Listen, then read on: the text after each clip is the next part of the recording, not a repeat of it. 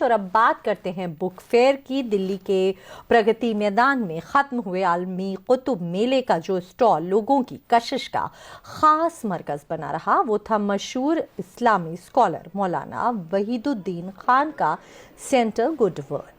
یہاں کتاب میلے میں آنے والے مختلف مذاہب کے لوگوں کو قرآن کریم کے ترجمے مفت تقسیم کیے گئے اور بڑی تعداد میں غیر مسلم لوگوں نے اس تحفے کو دل سے قبول کیا۔ اس کا مقصد تھا اسلام اور مسلمانوں کے سلسلے میں لوگوں کی غلط فہمیوں کو دور کیا جائے اور یہ بتایا جائے کہ اسلام صرف اور صرف امن و رواداری کا مذہب ہے۔ ہمارے نمائندے شباب انور نے گڈ ورڈ کے اسٹال کا جائزہ لیا اور قرآن کا ترجمہ حاصل کرنے والے غیر مسلم حضرات سے ملاقات کی۔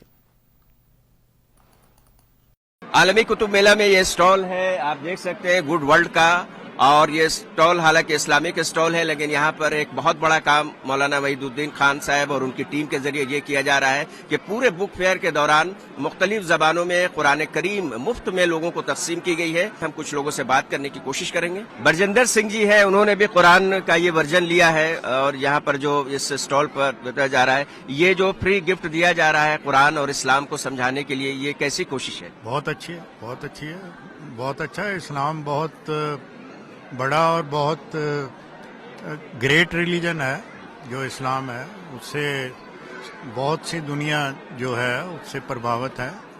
محمد صاحب دنیا کے بہت جو گریٹ پرسنالٹیز ہیں، پروفٹس ہیں، ان میں سے میں مانتا ہوں ایک ہیں۔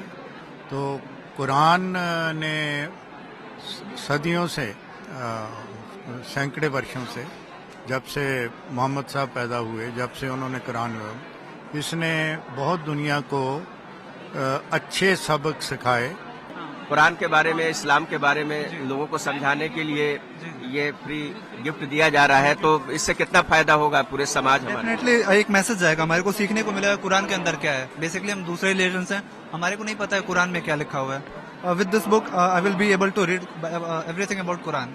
مولانا وحید الدین صاحب کا یہ کاؤنٹر ہے، ان کی جو یہ کوشش ہے کہ سبھی دھرموں کے لوگوں کے بیچ قرآن تقسیم کیا جائے، اچھی بات ہے، یہ بہت اچھی بات ہے۔ ہمیں سارے دھرموں کے بارے میں جاننا چاہیے۔ ہمارا جو سمویدھان ہے وہ ہمیں اجازت دیتا ہے کہ سارے دھرموں کے لیے ہمارے دل میں رسپیکٹ ہونی چاہیے۔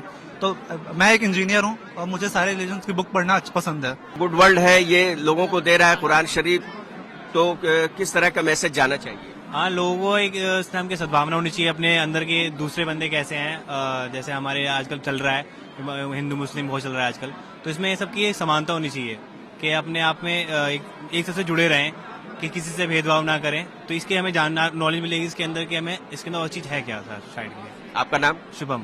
تو شبھم کا یہ کہنا ہے کہ ہر مذہب کی کتاب پڑھنی چاہیے، ہر دھرم کی کتاب پڑھنی چاہیے، اور یہ جو نفرت کا ماحول ہے، جب تک ہم ہر مذہب کی کتاب یہاں پر نہیں پڑھیں گے نفرت کا ماحول ختم نہیں ہوگا۔ رجت صاحب، لگاتار قرآن شریف آپ نے مفت میں لوگوں کو تقسیم کی، کیسا رسپانس رہا؟ بہت ہی زبردست رسپانس رہا۔ In fact contrary to what people think کہ لوگ جو ہیں وہ قرآن کو صرف ایک مسلم سماج کی کتاب سمجھتے ہیں، ایسا نہیں ہے۔ ہم نے بلکہ دیکھا کہ زیادہ تر جو ہیں people from different faiths are coming forward and they are eager and curious to know what قرآن ہیز ٹو سے۔